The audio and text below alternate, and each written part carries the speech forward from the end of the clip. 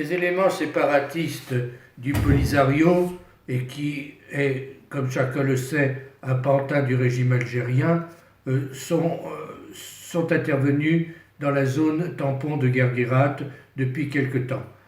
C'est une situation intolérable dans la mesure où ces éléments séparatistes ont bloqué la route internationale qui relie le Maroc au reste de l'Afrique, et puis ils ont également insulté les observateurs des Nations Unies. Le secrétaire général des Nations Unies a été saisi par le Royaume du Maroc ainsi que de nombreuses grandes puissances qui ont toutes demandé à l'Algérie et au Polisario le retrait de ces miliciens. Bien entendu, rien n'a été fait. Et le Maroc, qui a été d'une patience angélique dans cette affaire, a usé de droit qui le reconnaît, le droit international, pour rétablir la sécurité de la route internationale et aussi la sécurité des observateurs des Nations Unies. Il faut bien voir que cette opération des forces armées royales est totalement légale.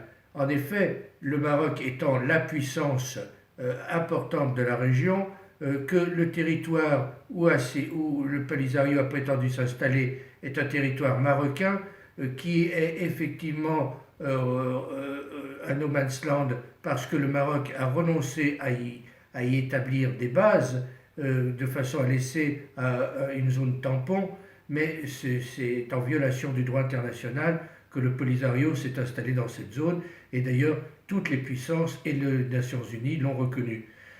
Maintenant, l'opération du Maroc, elle est fondée sur deux choses, sur la nécessité et sur la proportionnalité. La nécessité, c'est-à-dire qu'un État digne de ce nom doit rétablir l'ordre dans une région.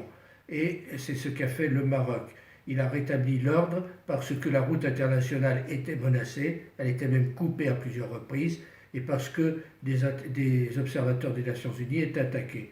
Mais en même temps, la proportionnalité, le Maroc a fait avancer ses troupes sans qu'il y ait le moindre dégât, sans qu'il y ait le moindre blessé, et le Polisario, en pleine débandade, a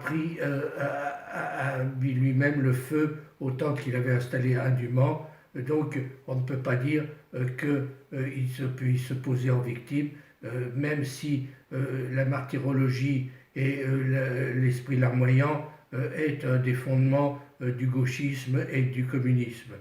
Mais en fait, il faut bien voir que le Maroc, dans cette affaire, a totalement joué son rôle de puissance stabilisatrice qui assure la sécurité de la région, et il faut se féliciter qu'un pays comme le Maroc soit là, soit présent dans cette zone, parce que c'est un élément capital de la sécurité et de la stabilité.